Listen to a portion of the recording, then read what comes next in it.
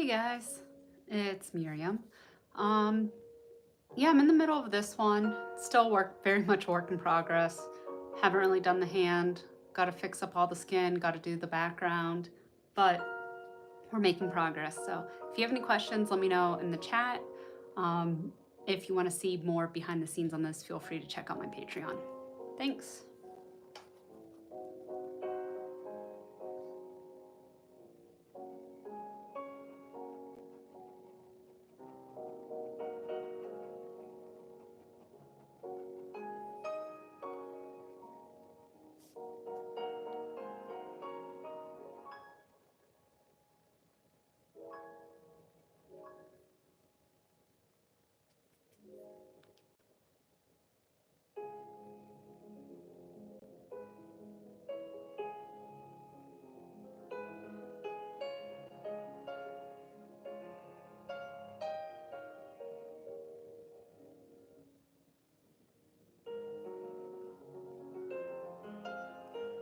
Hey guys,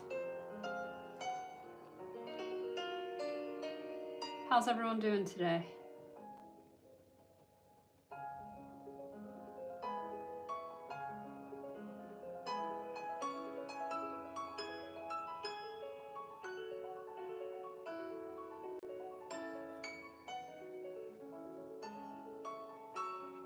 Mia says, love that you're listening to the same music while painting as me. Yes, I love classical music. I feel like music helps me get into the painting mood so much. I do also listen to a lot of audiobooks while I paint. But if I really need to get in the zone, I'll throw on some classical music. Hey, thanks, Lucas. It's I don't think that I've ever struggled with a painting as much as this one. I've had to change a lot of things, but I feel like the end is near. Like I can see the vision. Eva, hello from India. Hey, thanks for joining.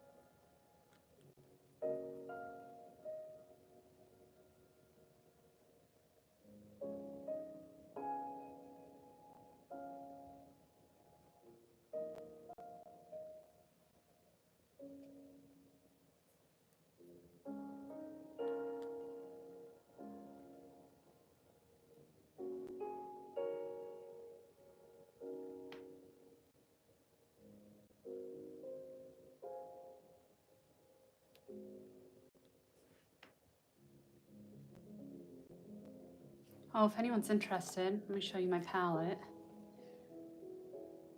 Just kind of my standard palette.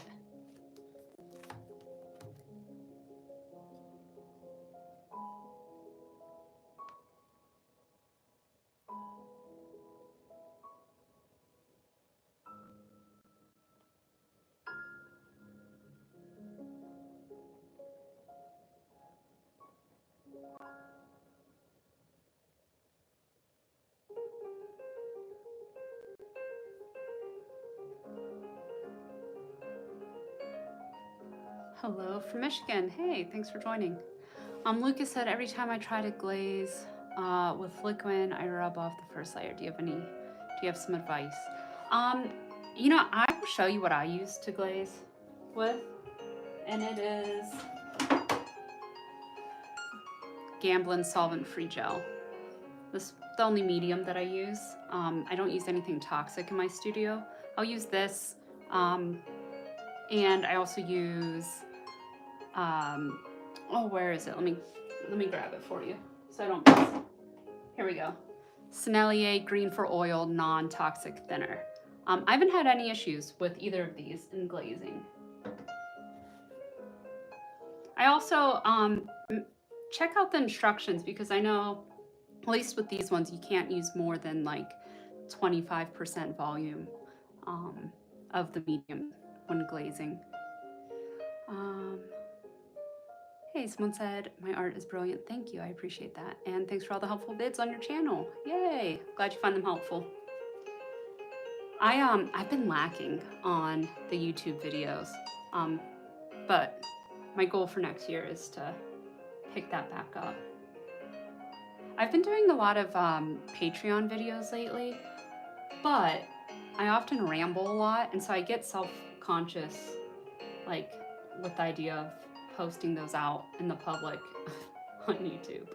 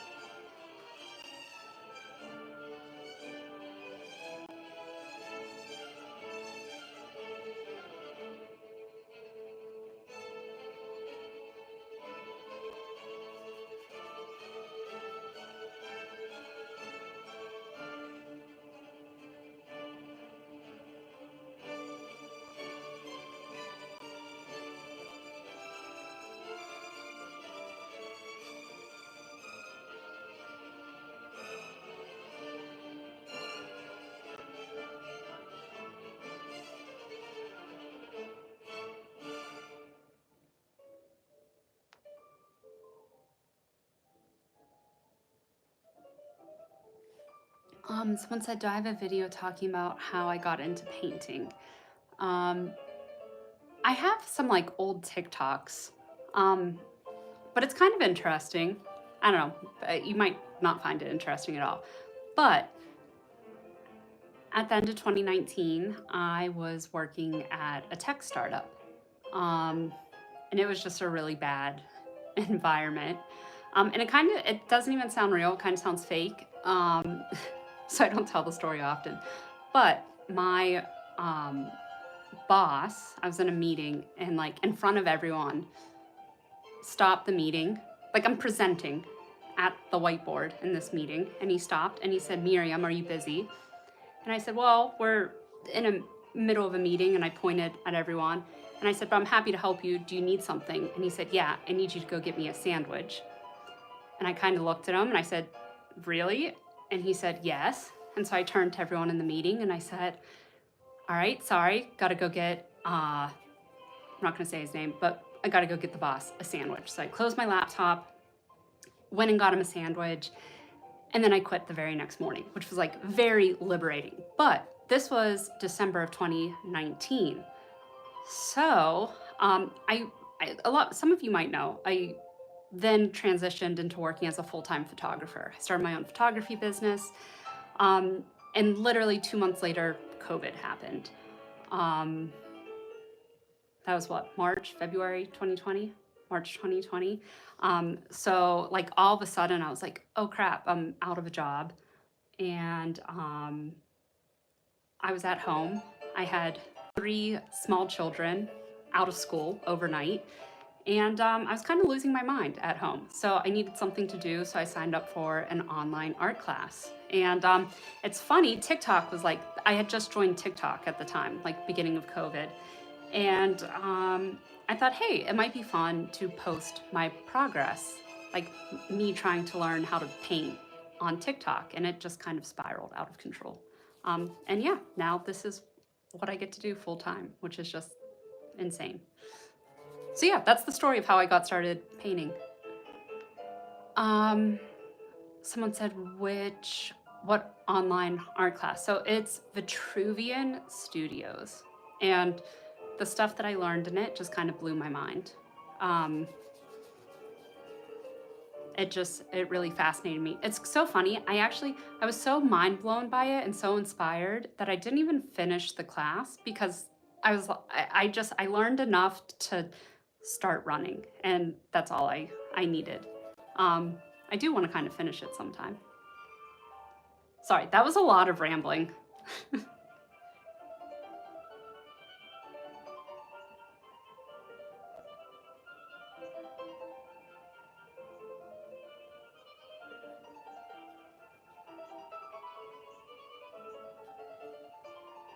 Yeah, Mia, it's crazy. It all worked out in the end, and I wouldn't trade it. Wouldn't trade it for the world.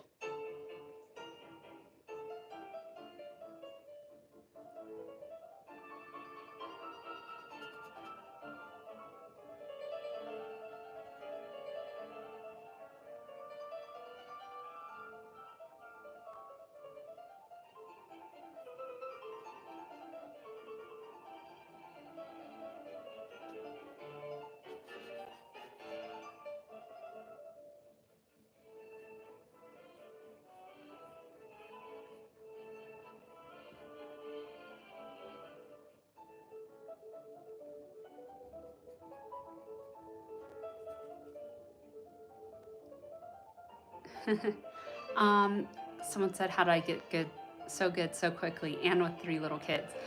So one thing about me is when I get into something, I am obsessive about it. So like literally right away, I started putting in like 6 hours, just in the like 6 hours a day, just starting out. I would stay up until like 1 or 2 a.m. Um, just painting and practicing, and multiply that every day over a few years. Those hours add up. Did you start with drawing or painting? So I started with painting, which is kind of is like not typically the journey. Um, and I'm still, and I think I process painting in like almost a sculptural way, because I drawing is not one of my strong skills. So if you guys have ever seen my progress videos, I kind of start out with a blob and I build it out in 3 dimensions, and that's partly because I never learned how to draw first. That's kind of crazy.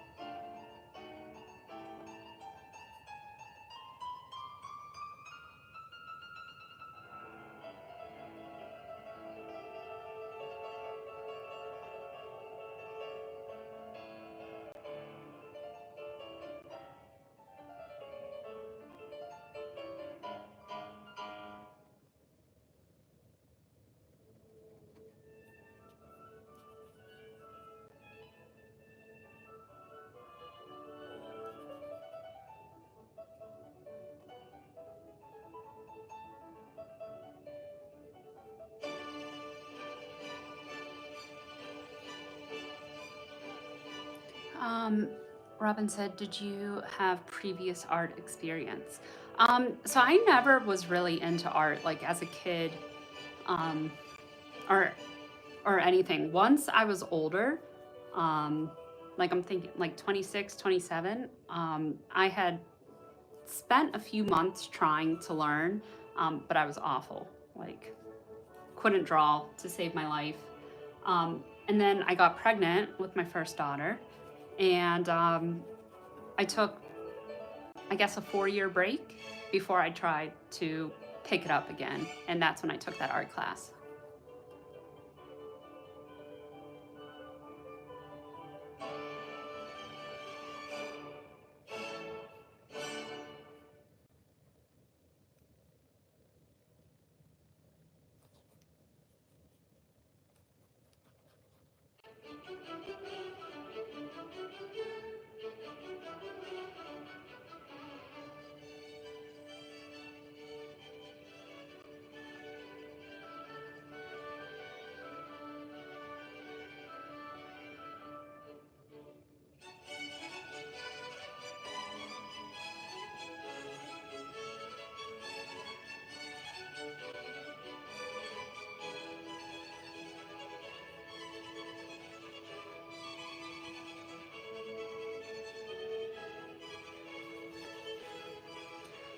All right, Kelsey said, hello from Colorado. Hey, Kelsey, thanks for joining.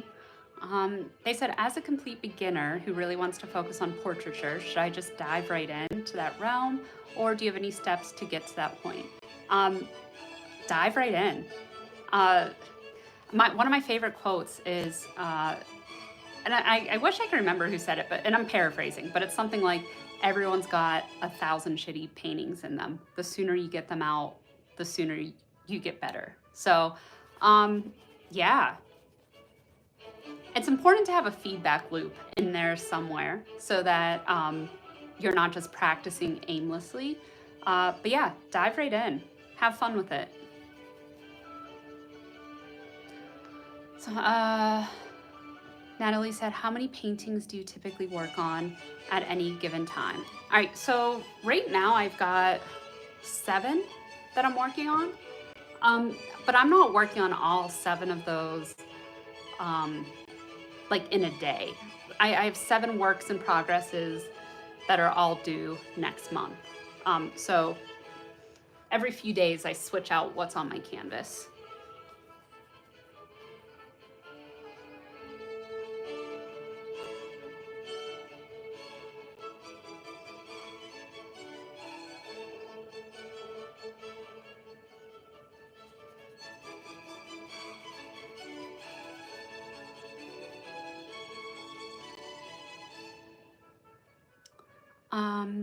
Okay, Mia said, do you let them dry completely in between sometimes? So I will work on it over days as long as the paint is workable.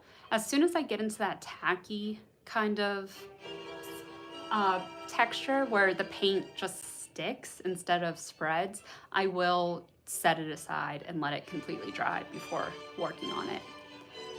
Where did you get feedback while you were learning? So a few places.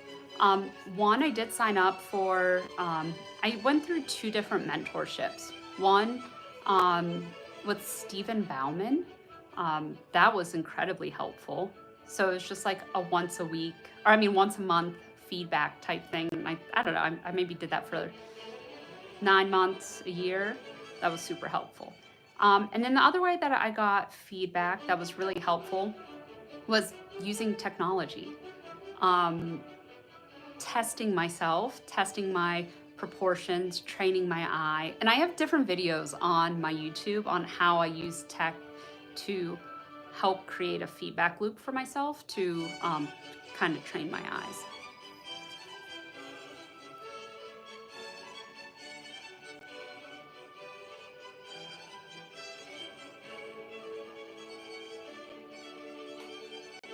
And if that sounds incredibly vague, I'll give you an example.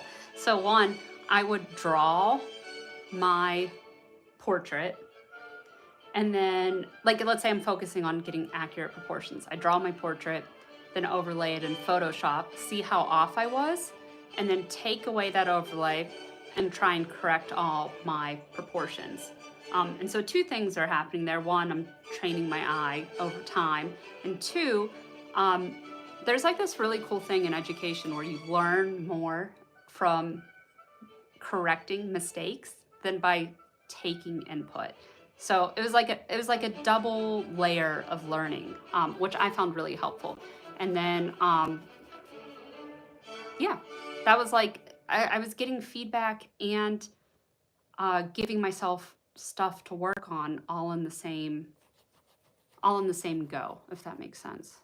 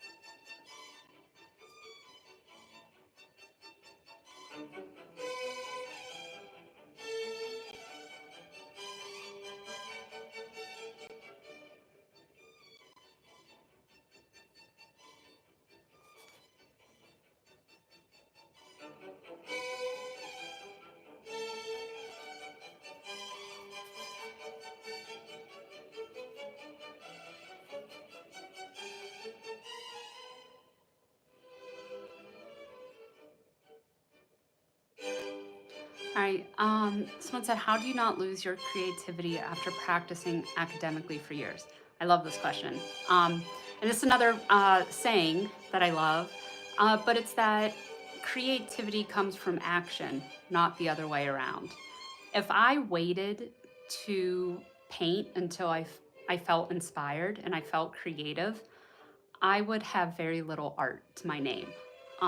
A lot of it just comes down to doing it, even when you don't feel creative. And then that action is what sparks ideas. Um, and I found that super true for me personally. Evelyn said, do you only do portraits? Yes. I've honestly, I think I've painted a non-human one time. Like sometimes, I'll put like backgrounds or clothes and stuff, but like a painting without a human in it, I've only done one.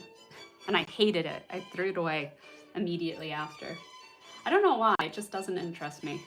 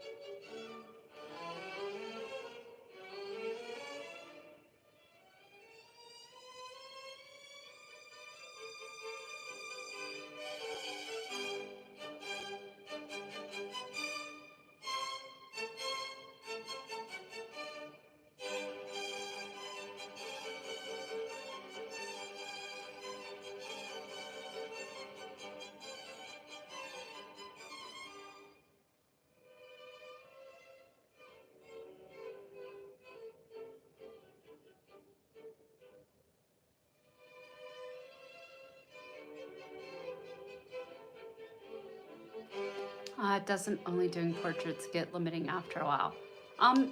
For me, no. I feel like there are endless stories you can tell um, with expression, with composition. Um, yeah, I don't know. I love doing portraits.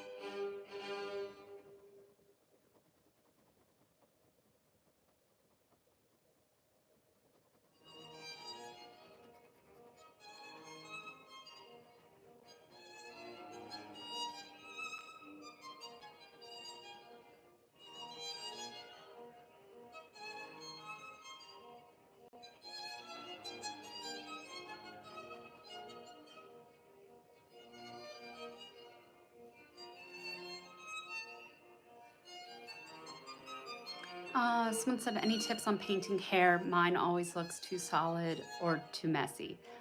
Thanks for live streaming. Yeah, so there's a lot of different ways that I paint hair, and even in this one, this is very different than this hair, and that's intentional. But I think it all goes back to the big picture idea. So painting the masses, painting your large forms first.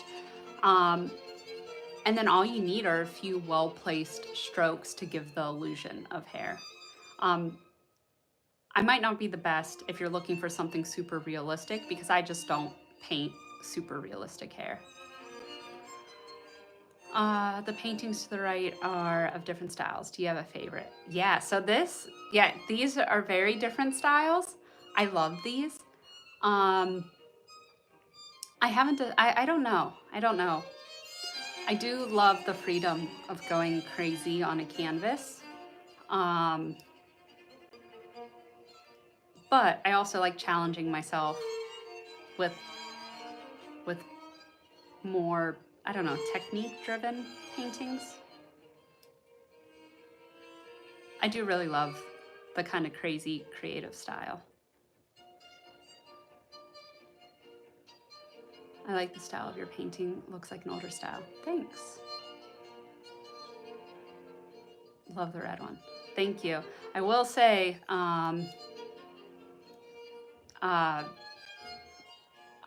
this style I found much harder to sell than more kind of classical, which is unfortunate, but 'tis what it is.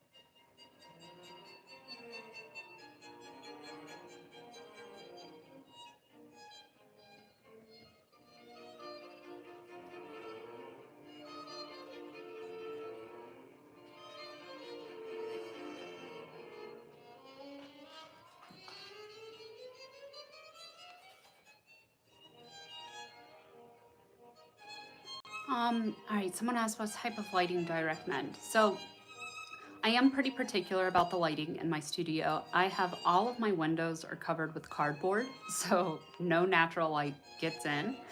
And I'm actually, it's just a simple ring light, but it's one that you can control the color temperature and the brightness on.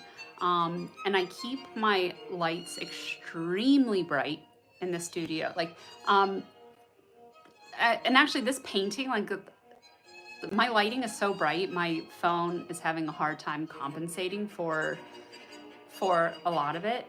But I paint under extremely bright lights because I find that then when the painting is displayed under normal lights, it looks better because I've kind of taken care of details that maybe wouldn't have mattered otherwise. Does that make sense? I don't know. I'm kind of rambling. Acrylic paint. No, this is all oil paint.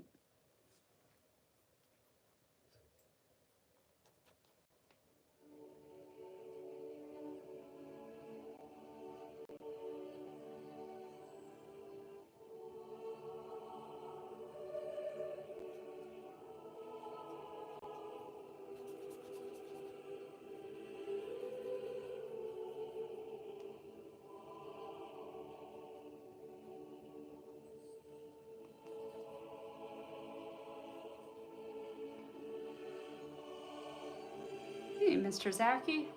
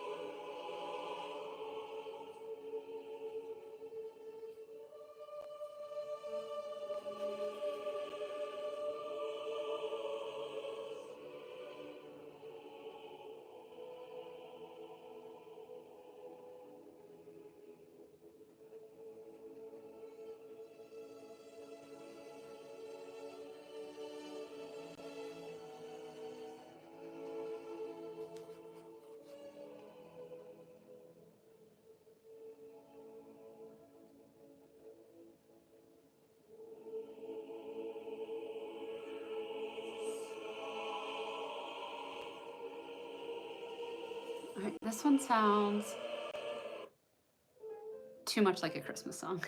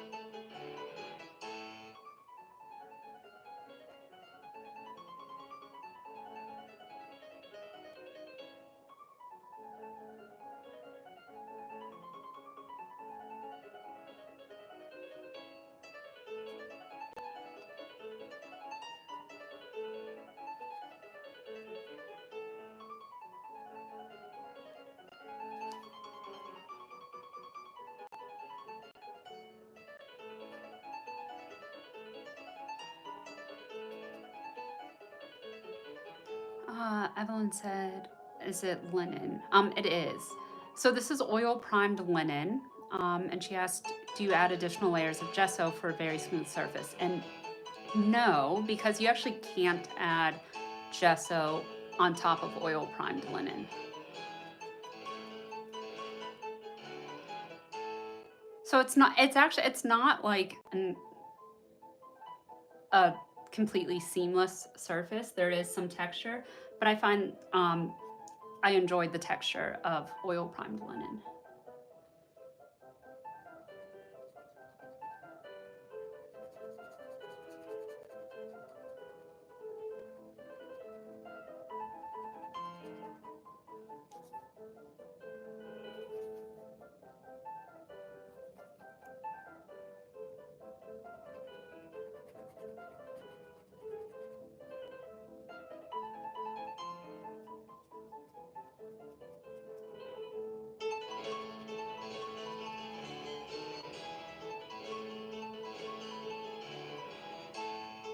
All right, guys.